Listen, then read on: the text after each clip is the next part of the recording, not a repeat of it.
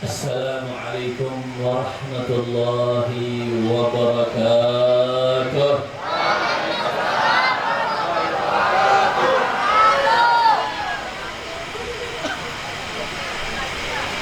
Bismillah walhamdulillah wassalatu wassalamu ala rasulillah Sayyidina Muhammad bin Abdullah wa ala alihi wa sahbihi wa man wala.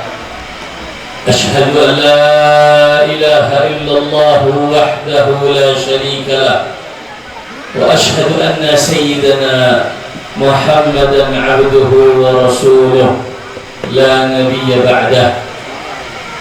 Allahumma salli wa sallim wa barik wa karrim wa 'azzim ala sayyidina Muhammad ala sayyidina Muhammad wa ala alihi at-tayyibin at-tahirin wa ashabihi ghurril mayamin wa man tabi'ahum bi ihsanin ila yaumiddin, amma ba'd.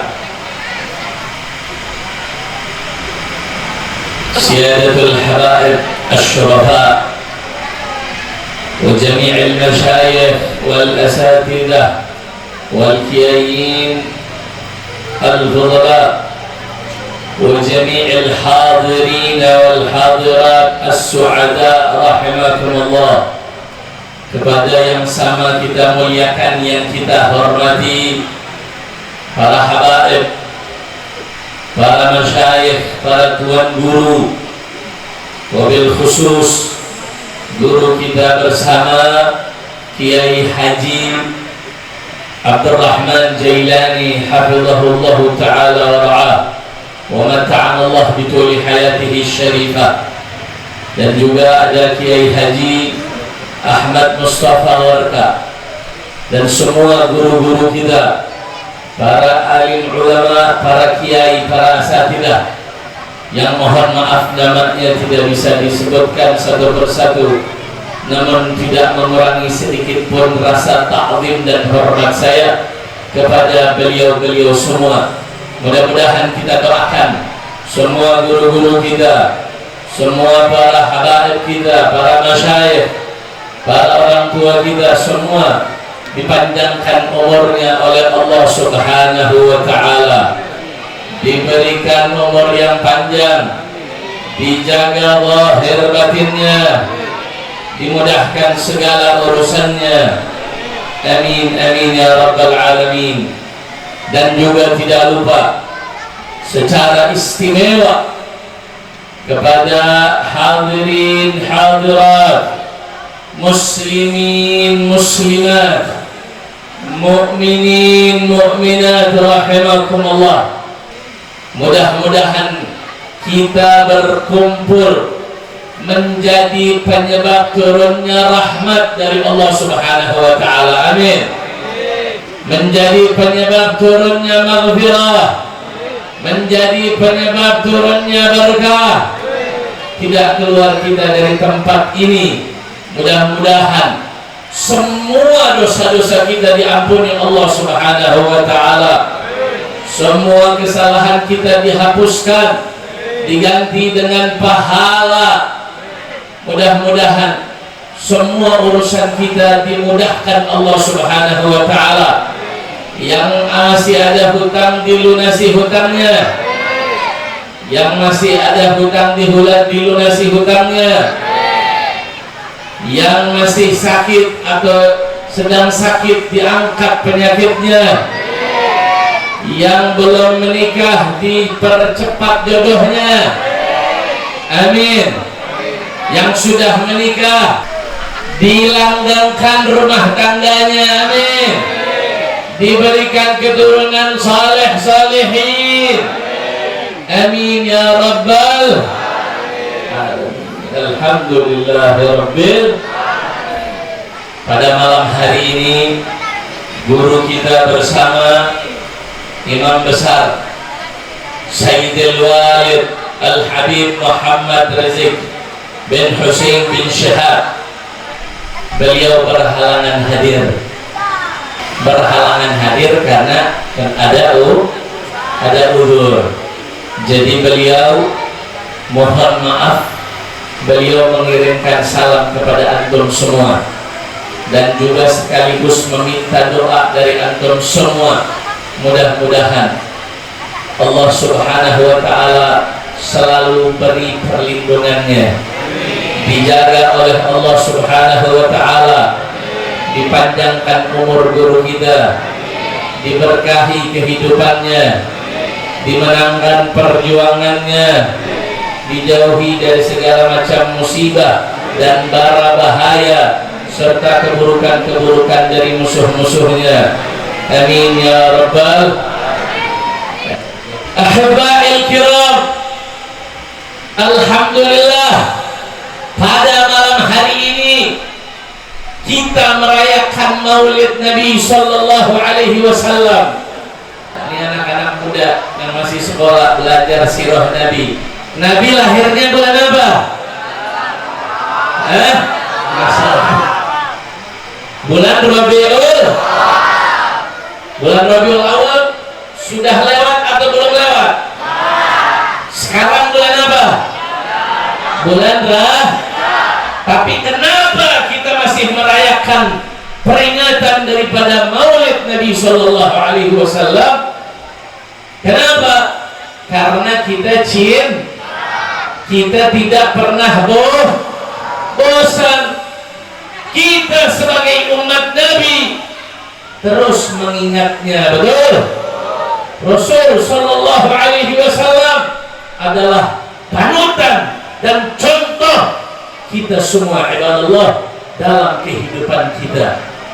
Beliau adalah Nabi dan Rasul yang diutus oleh Allah untuk seluruh manusia, untuk seluruh alam semesta.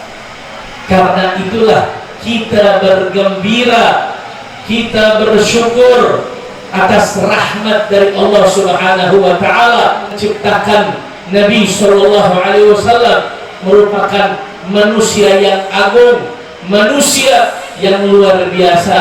Alhamdulillah, Nabi adalah manusia sempurna, betul? Beliau adalah al-insanul kamil. Beliau adalah manusia yang sempurna. Wa huwa basyarun la kal bashar. Beliau adalah manusia tapi bukan sembarang manusia, betul? Nabi adalah manusia tapi nggak sama dengan manusia pada umumnya. Kita ini semua manusia, betul? Nabi beliau makan, kita juga beliau tidur, kita juga beliau menikah, beliau minum, beliau melakukan semua aktivitas manusiawi. Ibadallah, menunjukkan beliau adalah seorang manusia. Beliau manusia tapi bukan sembarang manusia. Kita kalau tidur berbeda dengan tidurnya Nabi. Kita kalau tidur mata kita terpejam, betul? Bahkan bukan terpejam lagi, ngorok. Ada yang ngorok, ada yang apa? Ileran. Ada yang ileran, ada yang tidurnya seperti jarum jam, betul? Nabi tidurnya nggak sembarangan, ibadallah. Tidurnya Nabi adalah yaitu ajaran sunnah yang beliau ajarkan kepada kita semua, di mana beliau berkata, tanamu ainaya wala yanamu qalbi. Mata saya terpejam wala yanamu qalbi, tapi hati saya tidak pernah tidur. Alhamdulillah. Kenapa? Karena beliau selalu berzikir kepada Allah Subhanahu. Beda dengan kita makan, Nabi makan, tapi makannya kita beda dengan makannya Nabi. Dengan 1 kali, 2 kali, 3 kali suapan cukup merasa kenyang sampai berhari-hari. Kenapa? Lagi-lagi karena hatinya yang fokus, khusyuk berzikir kepada Allah sehingga tidak merasakan lapar. Ya, beliau merasakan lapar di beberapa yaitu kesempatan. Karena apa? Menunjukkan kemanusiaan atau manusiawi yang ada di dalam diri Nabi Shallallahu Alaihi Wasallam. Kita kalau mau bicara tentang yaitu keindahan yang ada di dalam diri Nabi, mungkin tidak akan cukup waktu untuk berbicara bagaimana akhlak beliau, bagaimana keindahan budi pekerti beliau yang luar biasanya ibadallah. Mungkin kita tidak akan cukup waktunya untuk bicara bagaimana akhlak mulia beliau sallallahu alaihi wasallam. Pantas Siti Aisyah radhiyallahu taala anha, istri Nabi, beliau ketika ditanya oleh para sahabat, "Kaifa kana khuluqu Rasulillah?" Ya ummul mukminin, wahai ibu orang-orang yang beriman, bagaimana akhlak indah dari baginda Nabi? Bagaimana pergaulannya? Bagaimana beliau bergaul dengan tetangganya? Bagaimana beliau bergaul dengan istri-istrinya? Bagaimana beliau sebagai seorang ayah ibadallah? Siti Aisyah enggak jawab dengan rinci, enggak. Beliau saking cerdasnya dijawab apa? Kana khuluquhul Qur'an. Nabi akhlaknya seperti Al-Qur'an. Jadi Al-Quran yang ada dengan isi-isinya, dengan segala kesempurnaan yang ada di dalamnya, yang mustahil ada kesalahan di dalamnya, diibaratkan seperti akhlak Nabi mulia sallallahu alaihi wa kana Al-Quran yamshi 'alal ard. Beliau diibaratkan seperti apa? Seperti Al-Quran yang berjalan di muka bumi ini ibadallah. Saking mulianya Nabi sallallahu alaihi wasallam. Jadi kalau kita mau mengikuti beliau, ikutilah Al-Quran. Apa yang ada di dalam Al-Quran, semuanya, hukum-hukumnya, rahasia-rahasianya, hikmah-hikmahnya, semua telah diajarkan oleh baginda Nabi besar Muhammad sallallahu alaihi wasallam. Kita sebagai umatnya wajib kita bersyukur. Alhamdulillah, Allah mentakdirkan kita semua menjadi umatnya Nabi Muhammad sallallahu alaihi wasallam. Senang tidak jadi umat Nabi? Bahagia tidak? Bersyukur tidak? Alhamdulillah kita sudah dijadikan umat Nabi. Tinggal apa? Tinggal kita harus mengikuti bagaimana kehidupan Nabi Shallallahu Alaihi Wasallam. Kita sebagai umat Nabi ditinggalkan Al-Quran, ditinggalkan sunnah-sunnahnya, kita ikuti, kita jalankan segala macam apa yang dilarang Nabi jauhi. Berzina, berjudi, minum minuman keras, nggak ada keberkahan di dalamnya ibadallah. Itu semua yaitu kemunkaran-kemunkaran yang mungkin ada ya di sekitar kita, masih terus melakukannya. Saya menasihati diri saya dan kepada kita semua untuk jauh-jauh daripada maksiat kepada Allah Subhanahu wa ta'ala. Kita bersyukur kepada Allah dijadikan sebagai umat Nabi. Alhamdulillah. Maka dari itu, ini sebagai wujud kita, rasa syukur kita kepada Allah Subhanahu wa ta'ala. Dan yang paling utama dari itu semua, kita harus mengetahui bagaimana Nabi Shallallahu Alaihi Wasallam.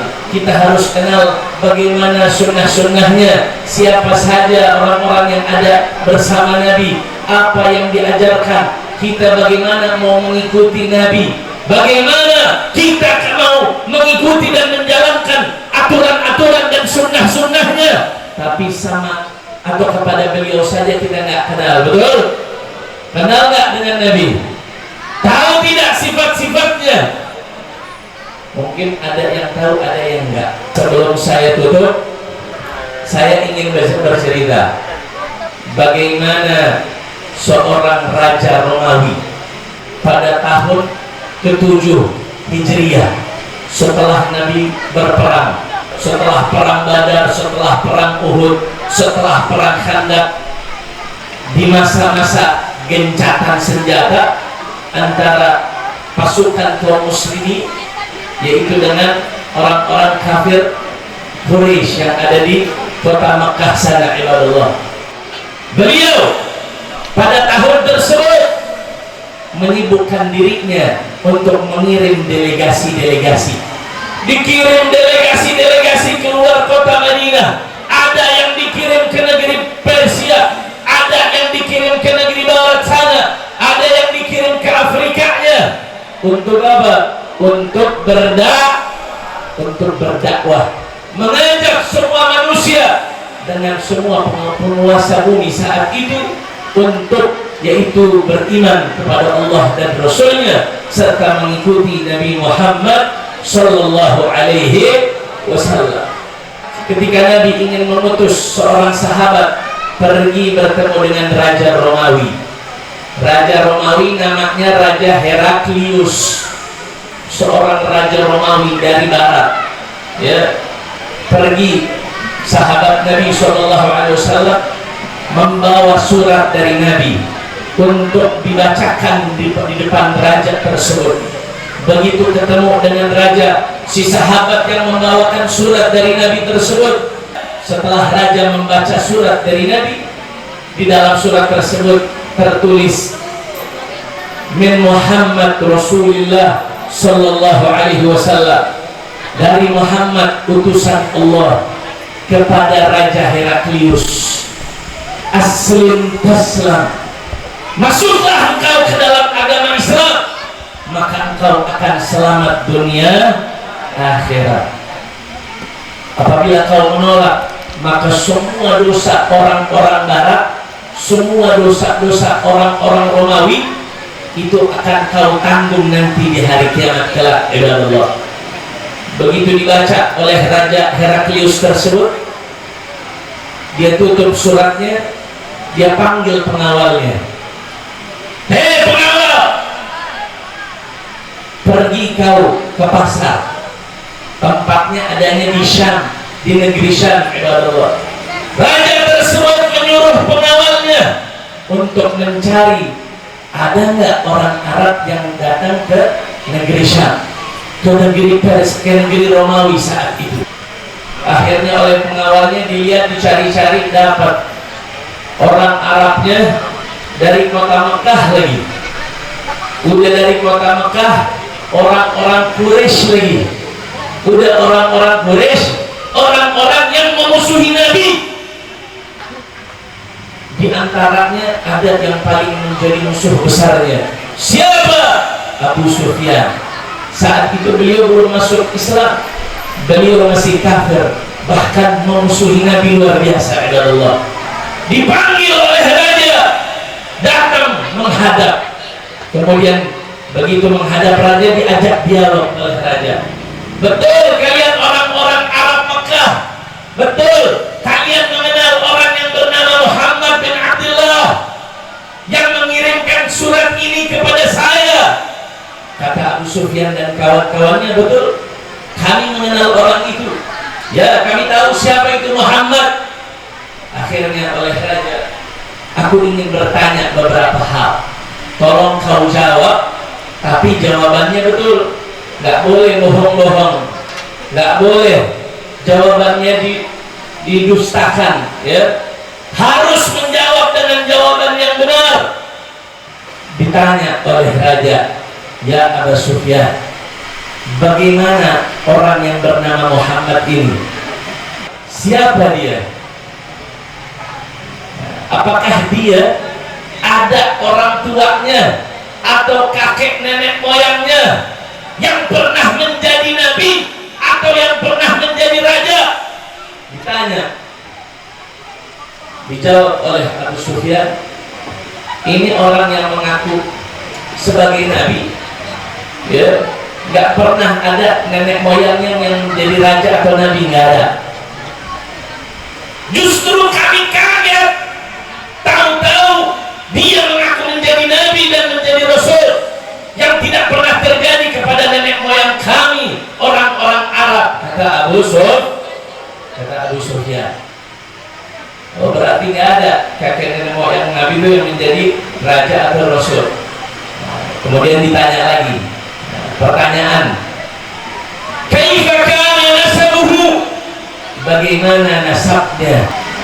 Dijawab oleh Abu Sufyan, huwa fina dzu nasab. Muhammad itu, Muhammad yang mengaku Nabi tersebut, huwa fina dzu nasab, dia bernasab mulia.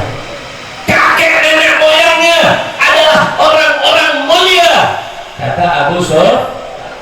Jawabnya harus objektif, sekalipun dia benci sama Rasulullah, karena udah diancam sama raja. Kalau aku bertanya harus jawab dengan jujur. Ditanya nasabnya, katanya nasabnya mulia. Kemudian ditanya bagaimana, apakah pengikut orang yang mengaku menjadi nabi ini, apakah orang-orang kaya atau orang-orang miskin? Dijawab oleh Abu Sufyan, kebanyakan pengikut Muhammad tersebut adalah orang-orang miskin. Ditanya lagi sama raja, bagaimana Muhammad yang mengaku nabi ini, apakah dulu sebelum dia mengaku nabi pernah dia berbohong? Pernah dia berkhianat? Pernah nggak dia tidak berkata jujur? Dijawab oleh Abu Sufyan. Ini kalau lagi musuh, ini kalau lagi benci, ditanya masalah dia pernah jujur apa enggak, dia pernah berkata bohong apa enggak, pasti jawabnya dijelek-jelekin, betul? Jawabannya pasti disalahin. Tapi nggak boleh oleh raja, tetap dijawab, ini Muhammad sebelum diangkat menjadi nabi, ya, atau sebelum dia mengaku nabi, dia nggak pernah berkata bohong. Bahkan dulu dia mudanya tidak pernah berkata yang bohong sekalipun, ibadallah. Sampai-sampai beliau diberikan julukan Al-Amin. Apa Al-Amin? Orang yang dapat dipercaya. Alhamdulillah. Ditanya bagaimana, apakah pernah terjadi antara dia dan kalian orang-orang kafir Quraisy, yaitu pertempuran peperangan? Dijawab oleh Abu Sufyan, ya, kami pernah berperang dengan Muhammad, dan perang kami kadang dia menang, kadang dia kalah. Kadang kami menang, kadang kami kalah, kata Abu Sufyan. Dijawab oleh raja, tahu nggak kenapa saya tanya nasabnya? Saya begitu baca ini surat dari Muhammad, ya, yang mengaku dia mendapatkan wahyu dari Allah, aku langsung curiga, jangan-jangan dia beneran nabi. Jadi aku, kata raja, ingin cross check, ingin konfirmasi betul tidak dia seorang nabi. Aku tanya bagaimana nasabnya, kalian jawab nasab Muhammad, nasab mulia. Apa dijawab raja? Semua nabi yang saya tahu, kata raja, semua rasul yang saya tahu, itu semuanya bernasab mulia. Maksud dari nasab mulia apa? Semua nenek moyangnya, semua kakeknya tidak pernah bermaksiat kepada Allah. Semua kakek nenek moyangnya Nabi tidak pernah bermaksiat kepada Allah Subhanahu wa taala. Sebagai buktinya, Nabi SAW pernah bersabda, "Wulidtu min nikah, la min sifah." Aku, kata Nabi, itu dilahirkan dari tali pernikahan, mulai dari Adam sampai kepada kedua orang tuaku, ibadallah. La min sifah, tidak ada orang tuaku yang pernah berzina sekalipun, ibadallah. Jadi orang tuanya Nabi nggak ada tuh yang pernah berzina. Orang tuanya, kakek nenek moyangnya, sampai terus ke Nabi Adam alaihissalam. Kenapa? Karena ini keistimewaan dan anugerah serta karunia yang diberikan Allah kepada Rasul sallallahu alaihi wasallam.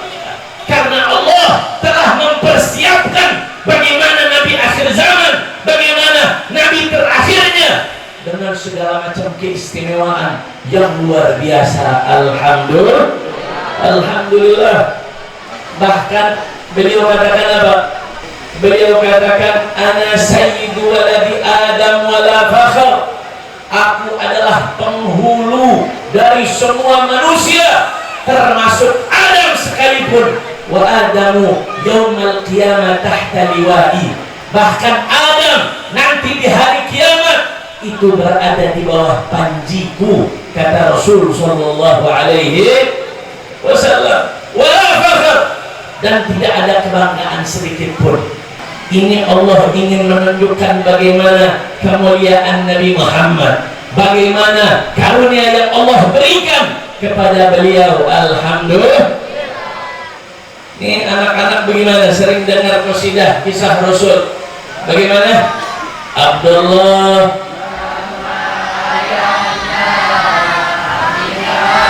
ibundanya, kakeknya Abu Thalib, pamannya Khadijah, Fatimah putri tercinta, bernasab mulia. Apa katanya? Semuanya bernasab. Alhamdulillah. Semua, yaitu daripada kakek nenek moyang Nabi adalah orang-orang mulia. Ditanya, apakah pernah ada kakek nenek moyangnya yang pernah menjadi raja, yang pernah menjadi nabi? Kau jawab, tidak pernah ada. Kata raja apa? Betul. Kalau begitu, betul. Kalau ada yang pernah menjadi raja, pasti Muhammad ini akan bohong. Dia akan beralasan dia mendapatkan wahyu hanya untuk mengambil kerajaan nenek moyangnya. Kalau ada yang pernah menjadi nabi, pantas orang-orang akan mengatakan dulu pernah kakeknya menjadi nabi, tapi tidak ada. Dari nabi sampai ke Nabi Adam hanya langsung dari nabi itu ketemu nabi daripada kakeknya, nenek moyangnya yang bernama Nabi Ismail alaihi, putra daripada Nabi Ibrahim. Jadi sudah Allah persiapkan. Kemudian ditanya lagi oleh raja, bagaimana orang ini Muhammad? Apakah dia pernah berbohong? Kau jawab, tidak pernah. Ya, seorang nabi pasti harus berkata jujur, karena ini adalah salah satu sifat yang wajib bagi para nabi. Ada 4 sifat yang wajib bagi nabi. Apa aja? Yang pertama, sidik, tabligh, amanah, faqih. Ada amanah. Seorang nabi harus sidik, harus berkata jujur, harus tabligh, harus dia menyampaikan apa? Menyampaikan wahyu dari Allah. Dan dia harus amanah, tidak boleh berkhianat. Dan tentunya harus faqih, harus cerdas. Saking amanahnya nabi, itu nabi punya musuh, orang-orang kafir Quraisy. Perang dengan nabi, memusuhi nabi, benci dengan nabi. Tapi kalau urusan amanah, mereka cari nabi. Ibu benci sama tetangga benci nggak? Jangan, nggak boleh benci sama tetangga ya. Kalau ada orang yang dibenci nih, ya, orang ibu benci banget sama orang. Ibu mau keluar kota, punya harta, mau dititipkan, mau nggak titipin sama orang yang kita benci? Orang-orang kafir beda, benci sama Nabi benci, tapi kalau urusan harta tetap mereka lebih percaya untuk menitipkan harta tersebut kepada Rasulullah SAW. Bahkan sesama mereka tidak ada kepercayaan.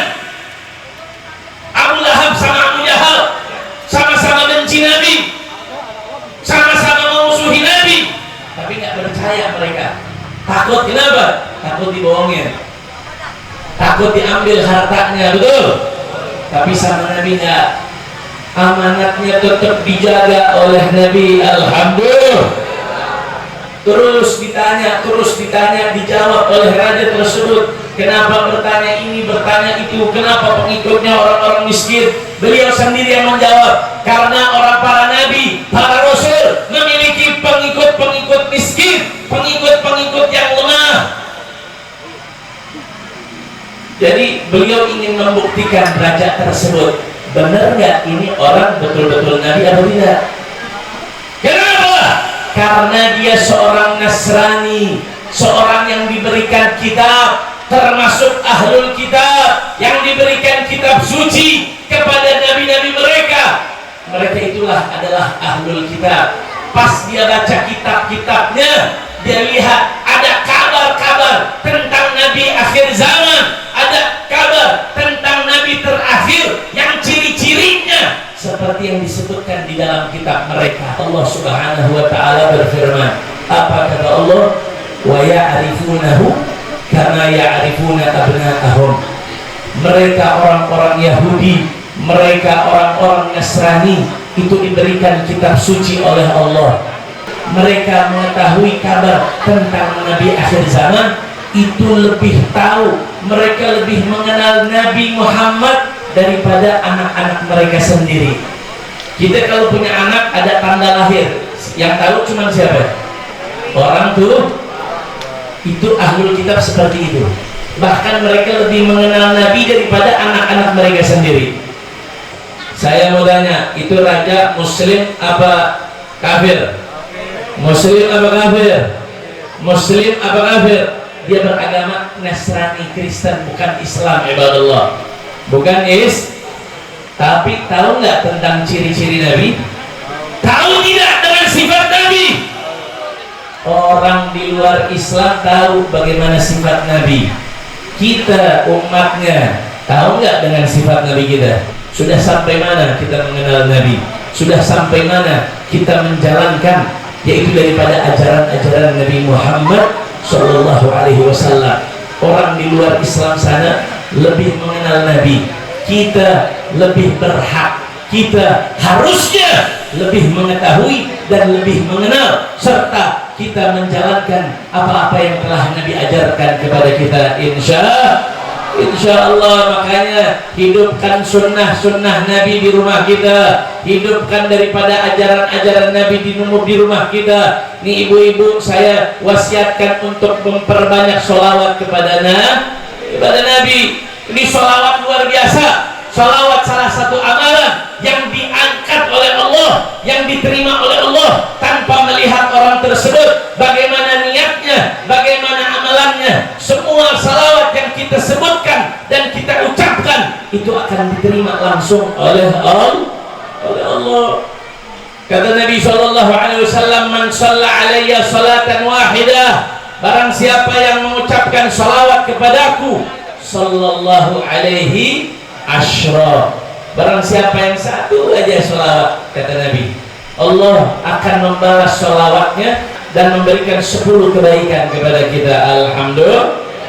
Bagaimana kalau kita jadikan kita punya waktu banyak bersolawat, punya utang bersolawat, sedang kena musibah bersolawat, sedang susah bersolawat, diberikan kesulitan bersolawat, jangan bosan bersolawat. Bahkan bersolawat tersebut menjadi, yaitu kita berbakti kepada kedua orang tua kita, ibadallah. Bagaimana bisa? Di dalam sebuah hadis dikatakan apa? Innallaha ba'atha malakan, sesungguhnya Allah tugaskan, Allah nugasin satu malaikat. Tugasnya apa? Malaikat tersebut tugasnya berdiri di samping magam Nabi. Untuk apa? Ditugaskan apabila ada umatnya, siapa saja dari umatnya yang bersolawat, yang menyampaikan salam dan solawatnya, yang bertugas untuk menyampaikan salawat kita adalah malaikat tersebut, sambil berkata, ya Rasulullah, inna fulan ibna fulan, yusalli wa yusallimu alaik. Sesungguhnya fulan bin fulan itu bersalawat dan mengucapkan salam kepadamu ya Rasulullah. Dibalas oleh Nabi. Nabi menjawab dan membalas salawat kita dan salam kita. Cuman kita yang tidak ada, kita nggak dengar. Depan Nabi kita punya nama diucapkan. Nabi jadi kenal kita. Oh, Asep bersalawat. Oh, siapa lagi namanya? Fuad bersalawat kepada Nabi. Bukan Fuadnya aja, nama abahnya Fuad, bapaknya Fuad disebut di hadapan Nabi. Bapaknya, ibunya Fuad disebutkan di hadapan Nabi. Itu ngebanggain orang tua atau ngeburukin orang tua? Ngebanggain. Bikin senang apa bikin sedih? Bikin senang. Nama kita dan nama orang tua kita disebut di hadapan Nabi merupakan kemuliaan, ya. Makanya sholawat menjadi apa? Menjadi amalan berbakti kepada kedua orang tua. Makanya jangan bosan-bosan bersolawat, ya. Terakhir sampai sekarang kita dengar, kita lihat di mana-mana ada acara demonstrasi, aksi solidaritas kepada saudara-saudara kita Palestina di sana. Sampai saat ini, sampai detik ini, mereka masih mengalami yang namanya penderitaan. Sampai detik ini, ibu-ibu melihat anak-anaknya dibantai, perempuan dibunuhin tiap hari, anak-anak dibom, reruntuhan bangunan. Kita sedih melihat saudara kita, betul? Sedih tidak saudara kita dibunuh? Kita sedih. Kenapa? Karena ukhuwah Islam, karena hubungan persaudaraan Islam. Kita sedih, Nabi lebih sedih. Nabi lebih sedih. Allah berfirman, laqad ja'akum rasulun min anfusikum azizun 'alaihi ma 'anittum harisun 'alaikum bil mu'minina raufur rahim. Telah datang kepada kalian seorang nabi, seorang rasul dari jiwa-jiwa kalian, dari bangsa kalian sendiri. Laqad ja'akum rasulun min anfusikum azizun 'alaihi ma 'anittum. Sifatnya bagaimana? Dia seorang nabi yang sangat perhatian, yang sangat merasakan penderitaan umatnya. Ibadallah, kalau umatnya sedang gembira, umatnya sedang senang, Nabi alhamdulillah senang. Ibadallah, umatnya sedang sedih, umatnya sedang bersusah payah, Nabi pun merasakan kesedihan tersebut. Ibadallah, kita lihat bagaimana orang-orang, ya, orang-orang barat, negara Amerikanya, negara Eropanya, Prancis, Jermannya, Inggrisnya, Italinya, hampir semua negara-negara Eropa, mereka bersatu untuk apa? Untuk membantu Israel durjana. Mereka bersatu untuk membantai, membunuh daripada saudara-saudara kita yang ada di Palestina sana. Ibadallah, tapi lihat kenyataannya, ada nggak umat Islam, negara-negara Islam, negara-negara Arab itu bersatu dengan terang-terangan, dengan beraninya melawan, bahkan membalas daripada apa yang telah dilakukan Israel? Nggak ada. Kita lihat Israel tinggalnya di mana sih? Adanya tuh Israel di mana? Israel nggak ada di Amerika.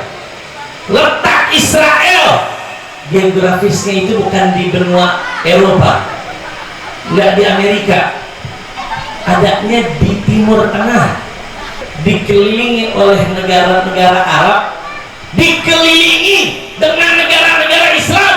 Dengan tidak tahu malunya, dengan beraninya dia bantai umat Islam, saudara. Dia membabi buta, dia bunuhin, dia kirim roket. Dia tidak bersebelahan dengan negara-negara Eropa, dia tidak bersebelahan dengan negara-negara Barat. Dengan tanpa malunya dia tetap serang Sadaqan Nabi sallallahu alaihi wasallam. Nabi benar apa yang telah Nabi sabdakan, ibadallah. Apa kata Nabi? Nabi berkata, nanti suatu saat kalian, hei umatku, kata Rasulullah, nanti di akhir zaman, kata Nabi, kalian diibaratkan seperti makanan yang dihidangkan di atas meja, ibadallah. Kalian umat Islam akan dihidangkan di atas meja bagaikan hidangan makanan yang siap diperebutkan oleh tangan-tangan musuh, yang siap diperlakukan dengan seenaknya, dengan semenak-menaknya, ibadallah. Terus sahabat ketika ditanya seperti itu, dikatakan seperti itu, sahabat bersedih, ya Rasulullah, anahnu min qillatin ya Rasulullah. Kenapa hal itu bisa terjadi, wahai Nabi? Apakah karena jumlah kita umat Islam yang saat itu, yang nanti itu kelak jumlahnya sedikit? Kata sahabat bertanya, enggak, kata Rasulullah, tidak. Bal antum yawma idzin katsir ka'udha'is sayr. Kata Nabi, jumlah kalian nanti di akhir zaman itu bukan sedikit, enggak. Jumlah kalian justru banyak. Jumlah kalian diibaratkan seperti buih-buih yang ada di lautan, ibadallah. Buih-buih yang ada di lautan, dibawa ombak ke kanan dia ikut ke kanan, dibawa ombak ke kiri dia ikut ke kiri. Itulah kondisi umat Islam di akhir zaman kelak. Sadaqan Nabi sallallahu alaihi wasallam. Betul apa yang telah dikatakan Nabi sallallahu alaihi wasallam. Kita bisa lihat bagaimana umat Islam sekarang. Ya, mungkin setiap negaranya demo, tiap negaranya yaitu mereka melakukan aksi damai, protes besar-besaran. Tapi lihat pemimpin-pemimpinnya, ya, dengan banyaknya jumlah umat Islam tidak bisa melakukan apa-apa, ibadallah. Kita lemah, kita ditindas, ibadallah. Jumlah penduduk bumi sekarang berapa? Mungkin 8 miliar. Dari 8 miliar berapa jumlah muslimin? 2 miliar jumlah kaum umat Islam di dunia. Itu 2 miliar jumlahnya banyak atau sedikit? Banyak atau sedikit? Banyak. Tapi bisa nggak berbuat untuk membantu saudaranya melawan daripada penindasan dan kezaliman yang sedang mereka alami, ibadallah? Nggak bisa. Bahkan pemimpin-pemimpinnya dengan yaitu tanpa malu, mereka lupa, mereka seakan-akan cuek dengan apa yang terjadi kepada orang-orang Islam di sana, ibadallah. Qadiyah, urusan yang ada di Palestina itu bukan urusan agama lagi, ibadallah. Sudah merupakan menjadi yaitu permasalahan kemanusiaan, ya. Makanya kita bisa lihat bagaimana orang-orang Eropa, orang-orang Amerika sana, rakyatnya tiap hari demo, protes kepada pemerintahnya. Kenapa? Karena manusiawinya tidak bisa terima itu, betul? Semuanya melawan, tapi nggak bisa. Itu semua yaitu pemimpin-pemimpinnya sudah ditipu dan diperdaya oleh musuh-musuhnya. Maka dari itu kata Nabi Shallallahu Alaihi Wasallam, nanti kalau begitu Allah akan mencabut rasa takut yang ada di dalam hati musuh-musuh kalian. Betul, Allah telah mencabut rasa ketakutan yang ada di dalam hati musuh-musuh kita. Tanpa malunya, tanpa takutnya, mereka terus yaitu menggempur daripada saudara-saudara kita. Inna lillahi wa inna ilaihi raji'un. Maka dari itu Nabi SAW katakan, kalau sudah begitu maka kalian akan ditimpakan dengan penyakit al-wahn. Ya, kalian akan ditimpakan penyakit namanya al-wahn. Kalau sudah kondisinya seperti itu, nanti kalian akan mengalami yang namanya penyakit al-wahn. Mereka bertanya, "Wama al-wahnu ya Rasulullah?" Apa itu wahn ya Rasulullah? Kata Nabi SAW, al-wahnu huwa hubbud dunya wa karahiyatul maut. Yang namanya penyakit yang akan menimpa kalian semua adalah cinta dengan dunia, wa karahiyatul maut, dan benci dengan kematian. Maka dari itu kita tancapkan di dalam diri kita keikhlasan, niat untuk membantu saudara kita, Mungkin kita nggak bisa bantu secara langsung pergi ke Palestina sana, betul?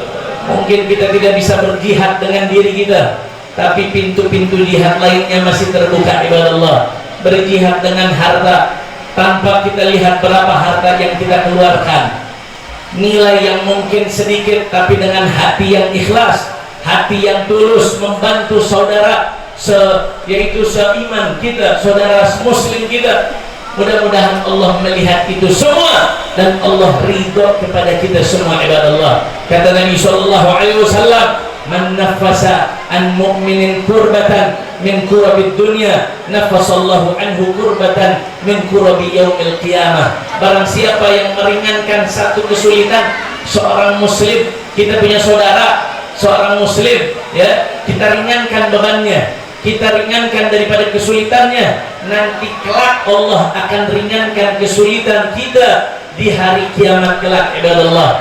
Wa man yassara ala mu'assirin yassarallahu alaihi fi dunya wal akhirah. Barang siapa yang memudahkan saudaranya yang sedang dalam kesulitan, Allah akan memudahkan yaitu urusan dia di dunia dan akhirat, ibadallah. Wa man satara musliman satarahullahu alaihi lahu yaumal qiyamah. Dan barang siapa yang menutup aib muslim, ada aib tetangganya, ada aib saudaranya, ada aib suaminya, ada aib istrinya, ada aib anaknya, kekurangan apapun itu dia tutupi.